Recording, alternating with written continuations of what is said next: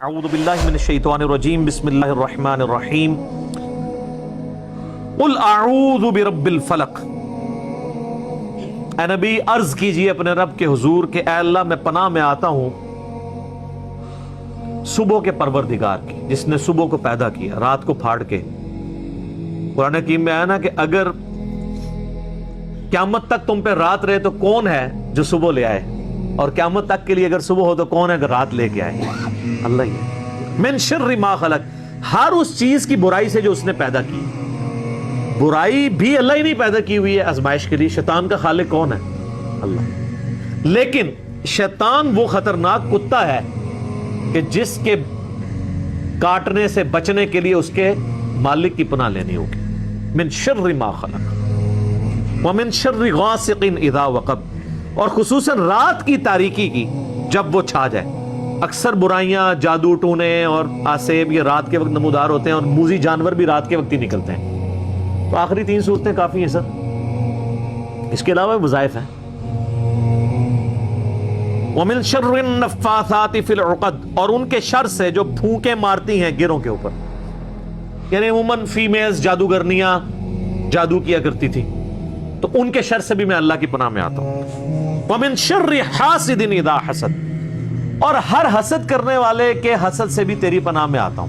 اب اس کے دو معنی ہو سکتے ہیں، ایک تو نظر بد ہے۔ مسلم شریف میں حدیث ہے کہ اگر تقدیر پہ بھی کوئی چیز سبقت لے جاتی تو وہ نظر بد ہوتی۔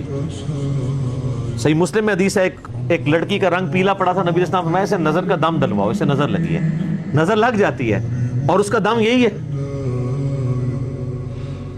اس اعتبار سے بھی حسد کرنے والے کا حسد، اور دوسرا یہ کہ حسد کرنے والا اپنے نظر سے تو کوئی نقصان نہ پہنچا پائے لیکن فزیکلی آپ کو نقصان پہنچائے، اس کے دل میں آپ کے لیے نفرت اتنی اجاگر ہو الٹیمیٹلی آپ کے قتل کے اوپر آمادہ ہو جائے۔ یہ میں کل پرسوں سن رہا تھا ٹی وی کے اوپر کہ ایک شخص نے اپنی بیوی کو قتل کیا، اس قتل کی وجہ سے وہ 5 سال جیل میں رہا کیونکہ اس کے ساس سسر نے اس پہ مقدمہ کیا۔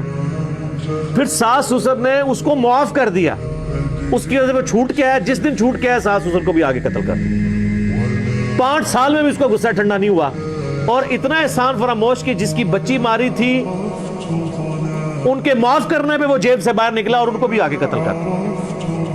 یہ ہے من شر حاسد اذا حسد۔ حسد کی جب آگ کسی کے اندر بھڑک اٹھے تو میں اللہ تیری پناہ میں آتا ہوں، آمین۔ یہ جو سورۃ الفلق تھی میرے بھائیو، یہ سورت تھی جو چیزیں انسان پہ باہر سے حملہ آور ہوتی ہیں نا ان کے حوالے سے۔ ایک سورت ہے جو اندر سے حملہ آور ہوتی ہیں نا چیزیں، ان کے بارے میں وہ اگلی سورت۔ لہٰذا جو میں نے قرآن حکیم کے پہلے لیکچر میں بتایا تھا نا، جو ریکارڈ ہوا تھا 16 اکتوبر 2010 کو، کہ قرآن حکیم کی صورتیں جوڑوں کی شکل میں، یہ آخری بھی 2 پرفیکٹ جوڑے ہیں، سورۃ الفلق اور سورۃ الناس۔